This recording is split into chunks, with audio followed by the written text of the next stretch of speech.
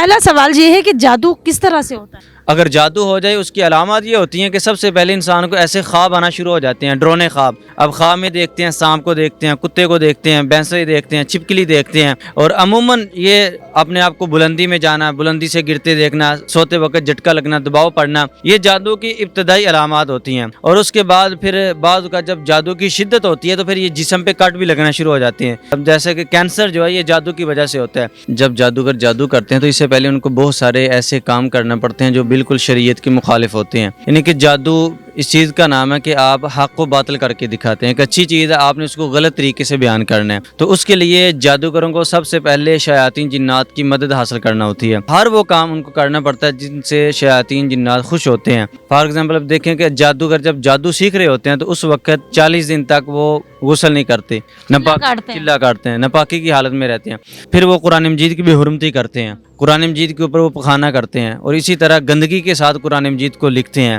اللہ کے نبی علیہ الصلوۃ والسلام نے فرمایا کہ جو کسی کاہن، کسی نجومی، کسی جادوگر کے پاس جاتا ہے تو اس کے پاس جا کے اس کی بات کی صرف تصدیق کر دیتا ہے، فرمایا کہ اللہ سبحانہ و تعالیٰ 40 دن تک اس کی عبادت، اس کی نماز، اس کے کسی بھی نیک اعمال کو قبول نہیں کرتے۔ بسم اللہ الرحمن الرحیم۔ NPG میڈیا نیٹ ورک کے ساتھ میں ہوں آپ لوگوں کی میزبان اقرا لیاقت۔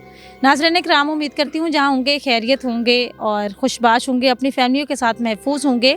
آج میں جس موضوع پر بات کروں گی وہ بڑا ہی نازک موضوع ہے کہ جادو کس طرح سے ہوتا ہے، کس طرح تعویذ گنڈے کر کے لوگ یا خاص طور پہ آپ لوگوں کے رشتہ دار آپ لوگوں کی زندگیاں تباہ کرتے ہیں، آپ لوگوں کو کون کون سی بیماریوں میں مبتلا ہو جاتے ہیں، کس طرح سے پتہ چلتا ہے کہ آپ کے اوپر جادو ہوا ہے، کوئی ایسا خطرناک عمل ہوا ہے جس سے آپ کی زندگی تباہ ہوگی، کچھ لوگ موت کے آغوش میں چلے جاتے ہیں، کچھ جو ہے مختلف بیماریوں کا شکار ہو جاتے ہیں اور اس بیماری کا علاج ہی سائنٹیفک طریقے میں موجود نہیں ہے۔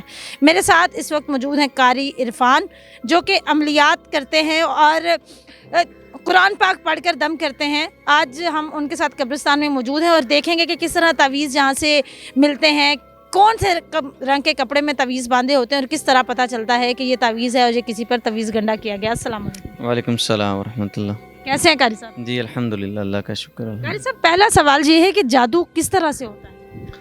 بسم اللہ الرحمن الرحیم۔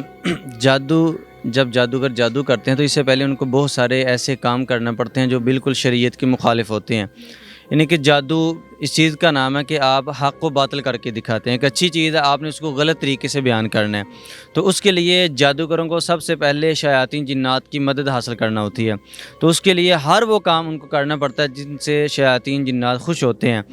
اس کے بعد شیاطین جنات ان کے جادوگروں کے کچھ کام کر دیتے ہیں۔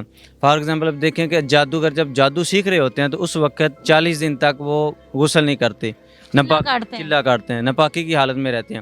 پھر وہ قرآن مجید کی بے حرمتی کرتے ہیں، قرآن مجید کے اوپر وہ پخانہ کرتے ہیں، اور اسی طرح گندگی کے ساتھ قرآن مجید کو لکھتے ہیں، اور اسی طرح قرآن مجید کو اس کی شان میں گستاخی کرتے ہیں، اللہ تعالیٰ کی شان میں گستاخی کرتے ہیں۔ جب یہ سارے کام وہ جادوگر کر لیتے ہیں تو اس کے بعد شیاطین جنات ان کے کچھ کام کرتے ہیں۔ تو جادو کرنا بھی کفر ہے اور کروانا بھی کفر ہے۔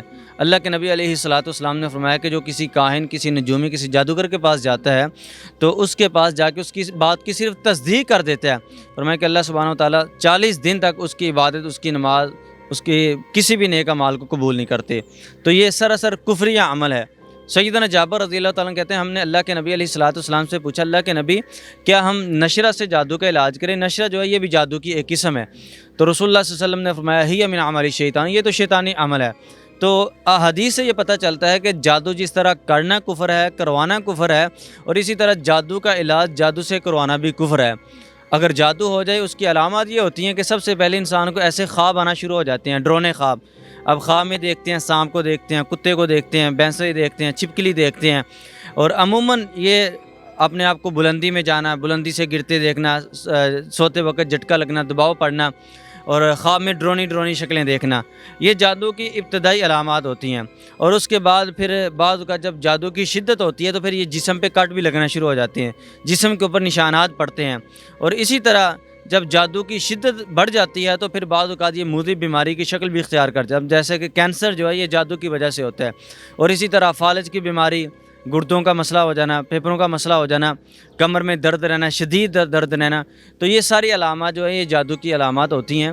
تو اگر کسی کو ڈرونے خواب آتے ہوں یا نماز میں سستی کالی ہو تو اس کو چاہیے کہ وہ اپنا روحانی علاج کرے۔ سر آپ نے کہا کہ جسم میں درد ہوتا ہے، اب کچھ بیماریاں بھی ایسی ہوتی ہیں جو کہ جسم میں درد کے جوڑوں کا درد ہے، کندھے میں درد ہے، اعصابی تناؤ کی وجہ سے بھی آپ ہر وقت جو ہے ٹینشن، ڈپریشن، آج کل ڈپریشن بھی بہت زیادہ ہے، بال بھی گرتے ہیں، تو یہ کئی دفعہ موسم کا بھی ہوتا ہے کہ موسم جس طرح برسات کا موسم ہوتا ہے تو بال گرنا شروع ہو جاتے ہیں، تو یہ جو بال گرنا یہ واقعی جادو کی علامات ہوتی ہیں یا کوئی بیماری بھی ہوتی ہے؟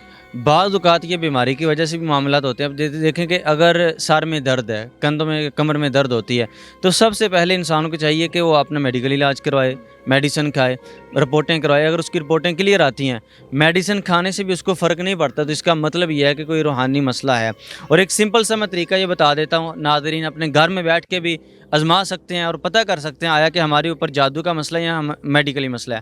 آپ یوٹیوب سے کوئی بھی رقیہ شریعہ نکال لیں، میرا نکال لیں، آپ اس رقیہ شریعہ کو 10 سے 15 منٹ کا وہ دم ہوگا، اس کو اکیلے میں بیٹھ کے سنیں۔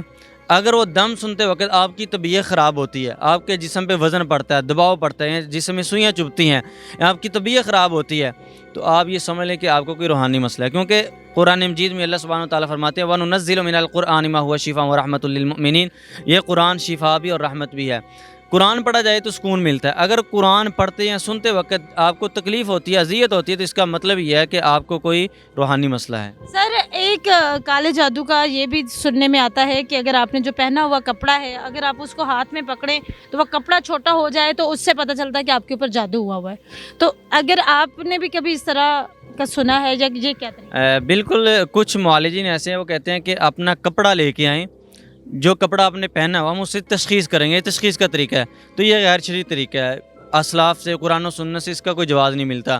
اب دیکھیں کہ انشاءاللہ کسی پروگرام میں آپ کو یہ کر کے بتا دیں گے، یہ صرف ان کے ہاتھ کی فنکاری ہوتی ہے کہ کپڑا بڑا کیسے کرنا ہے، چھوٹا کیسے کرنا ہے۔ ہاں، جو بھی بندہ آتا ہے کہہ دیتے ہیں آپ کے اوپر جادو کا مسئلہ ہے، آپ کے اوپر یہ مسئلہ ہے۔ اب دیکھیں چند دن پہلے ایک ویڈیو وائرل ہوئی تھی کہ ایک شخص وہ قرآن مجید کے ساتھ ہاتھ میں پکڑ کے کہہ رہا ہے کہ آپ کے فلاں نے کیا جادو، آپ کے اوپر جادو کا مسئلہ، جنات کا مسئلہ ہے۔ تو جو تشخیص کا طریقہ وہ یہ ہے کہ سب سے پہلے بہتر طریقہ تو یہ ہے کہ قرآن پڑھا جائے، سنا جائے۔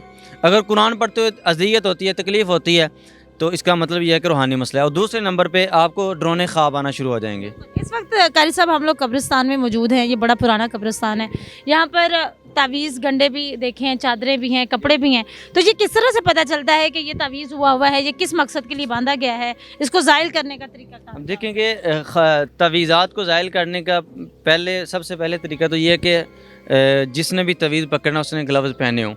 ہم تو اللہ کے فضل سے صبح شام کے اذکار کرتے ہیں، تو انشاءاللہ ہمارے اوپر اس کے اثرات نہیں ہوں گے۔